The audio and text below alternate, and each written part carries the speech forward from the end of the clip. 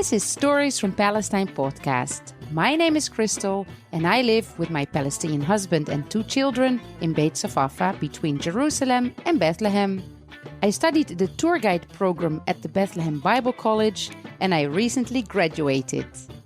Listen to weekly new episodes about the history, cultural heritage and reality of life in Palestine. Hi everyone! I'm still in Holland for the summer, enjoying my time with family and friends, and I'm currently without my husband, who is running our Singer Cafe and Al Jisr bar in Beit Sahur, so I have to spend all the day entertaining my 2 children, Louisa and Hadi, who are not going to school in Holland, and that's why I decided to do a special summer shorts with short episodes that I can easily record by myself without having to do a lot of editing work, because I simply don't have time for that right now. But that's good for me, so I can keep repeating some of the material that we studied, because I will still have to do the exam of the Ministry of Tourism in order to get my tour guide license. If you've listened to the last episode of season 2 about tourism and tour guides in Palestine, then you know that even though we now have the tour guide diploma, the college diploma, we still need to do an exam in front of a big committee to get our official license. So this week, I'm going to break down for you the background of the colors of the Palestinian flag. And you may have noticed that the Palestinian flag is very similar to flags of other Arab countries that are also using the colors red, black, green, and white. First of all, for this episode, I used a lot of information from the PASIA website, and I would like to mention that you can find a lot of interesting information on their website. PASIA stands for the Palestinian Academic Society for the Study of International Affairs. It was founded in 1987 by Dr. Mahdi Abdul Hadi and a group of Palestinian academics and intellectuals in Jerusalem. It is very much focused on research, education, dialogue, and they do discussion and trainings for students to build skills and to build capacity.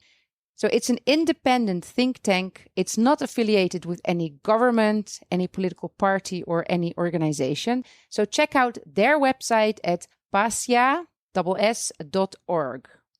So the Palestinian flag consists of the 4 colors, red, black, white, and green. These are horizontal stripes. Black, white, and green are overlaid by a red triangle on the left side.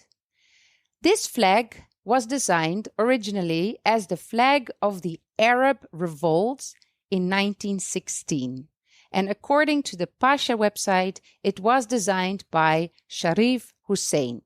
Sharif Hussein was an Arab leader. He was from the Banu Hashim clan, and he was the Sharif or Emir of Mecca.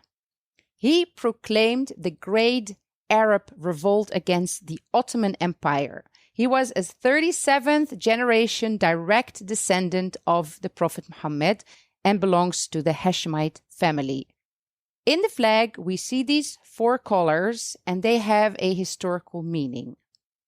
The black and white colored flags go back to the 7th century and even before. The black flag was already used in pre-Islamic times during battles. It would symbolize revenge. It was the color of the headdress that they would wear, the troops, when they went to battle.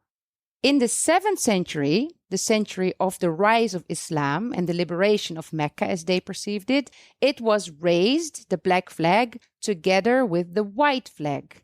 And the white flag had the proclamation of faith written on it in Arabic. There is no God but God, and Muhammad is his prophet. Now, the Umayyads, who ruled for 90 years from the year 661 until 750, they took the white color as their symbol. And it was used as a reminder of the Prophet's first battle, the battle at Badr. And it was used to distinguish themselves from the Abbasids, because they used white, the Umayyads, rather than black, which the Abbasids used. And they used the black color, as a color of mourning. The Abbasid Dynasty came after, from 750 AD until the 13th century. They ruled from Baghdad, and they took the black color as a symbol of mourning for the assassination of the relatives of the Prophet, and to remember the Battle of Karbala, the battle in which Ali, the grandson of Muhammad, was killed. The green color was used later by the Fatimid dynasty. And the Fatimids, they were founded by Abdullah al-Mahdi in Morocco, and then it went on to rule all of North Africa. And they took green as their color. And according to the Pasha website, they used green to symbolize their allegiance to Ali, not the grandson, the other Ali, the cousin of the Prophet, whose name was also Ali, because during the Prophet's lifetime, they managed to escape an assassination attempt on the Prophet by wrapping his cousin Ali in a green coverlet in place of the Prophet. But generally, green is an important color in Islam, and one of the Muslim saints is called Al-Khadr, the green spirit. And we talked about Al-Khadr in the episode about the history of Islam. Now, the green color was used from the Fatimid time continuously until the rule of Salah ad-Din. And Salah ad-Din al-Ayyubi, he briefly used a completely different color, the color yellow, during his confrontations with the Crusaders. And then for the red color, the first Islamic group to use the red color were the Khawarij. And they were the first Republican party in the early days of Islam, and their symbol was the red flag. Also, the Arab tribes that participated in the conquest of North Africa and Andalusia, they carried the red flag. It became the symbol of the Islamic rulers of Andalusia from the 8th century until the 14th century. And in modern times, red symbolizes the Ashras of the Hijaz and the Hashemites, the descendants of the Prophet. So these are the backgrounds of the colors of the flag. They were combined in 1916 during the Arab Revolt. But there is another, maybe more romantic version about the origins of the flag's colors, and that version relates the choice of colors to the Arab Nationalist Literary Club that was running in Istanbul in 1909, and it is based on the words of an Arab poet of the 13th century called Sayfi al-Din al-Hili. And this is the poem. Ask the high-rising spears of our aspirations. Bring witness the swords. Did we lose hope? We are a band. Honor holds our souls. Of beginning with harm, those who won't harm us. White are our deeds. Black are our battles. Green our fields. And red our swords. So a flag in these 4 colors was first raised by the Palestinian people in 1917 as the flag of the Arab National Movement.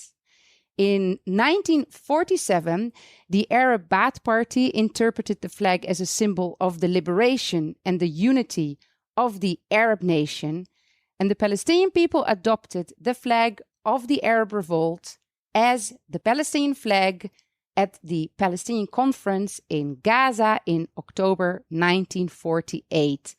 In that year, the flag was recognized by the Arab League as the flag of the Palestinian people.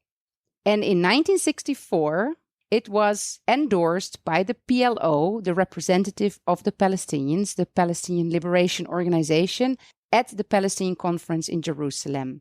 They endorsed the flag, but modified it a little bit by swapping around the green and the white color and using a shorter red triangle.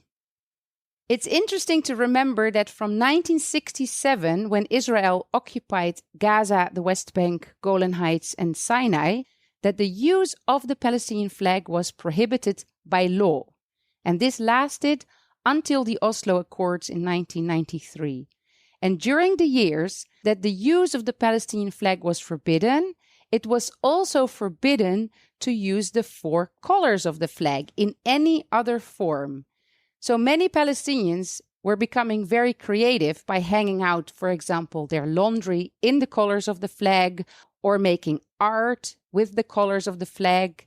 And of course, the watermelon, batik in Arabic, naturally became a symbol of resistance because the batik naturally has red, white, green, and black in it, the colors of the Palestinian flag. And that is the story behind the Palestinian flag. I hope you enjoyed listening to this short summer episode.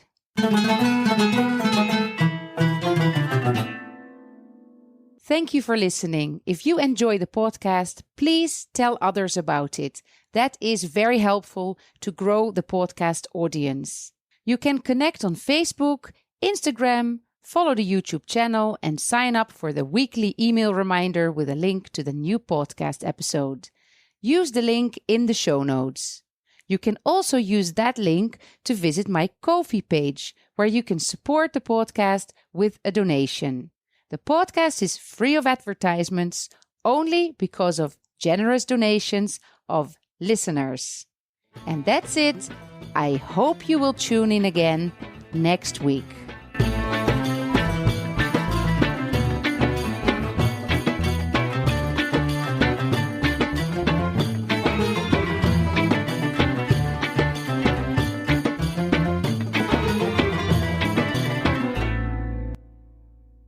Are you still there?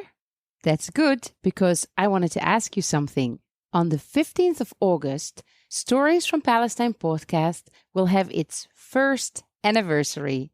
It's almost a year ago that the first episode was published, and I'm planning to celebrate the first anniversary of Stories from Palestine podcast with a special episode to be released on the 15th of August. And for that episode, I would love to hear from you.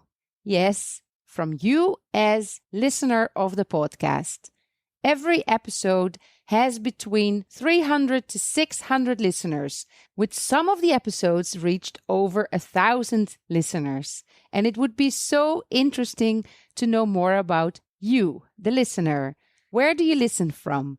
What is your connection to Palestine? How did you find out about the podcast? What was your favorite episode? What kind of episodes do you prefer to listen to? Are you more into the history episodes or the ones about the cultural heritage or the guided tours? And what are the topics you would like to hear more about in the future? Send me an email or a Facebook or Instagram message that I can read and record. And if you're up for it, I would even love to have your voice recorded. You can voice record a message, send it to me, and I can use it in that special anniversary episode. Just drop me a line and I will send you the directions on how to record and send it to me.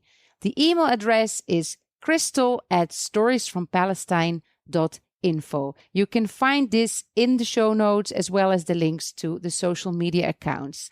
I really hope that you will take a moment to participate. So please send me your messages before the 1st of August so that I have time to edit it and you can listen to that special episode from the 15th of August onwards. Thank you for being a listener of the podcast and part of this community.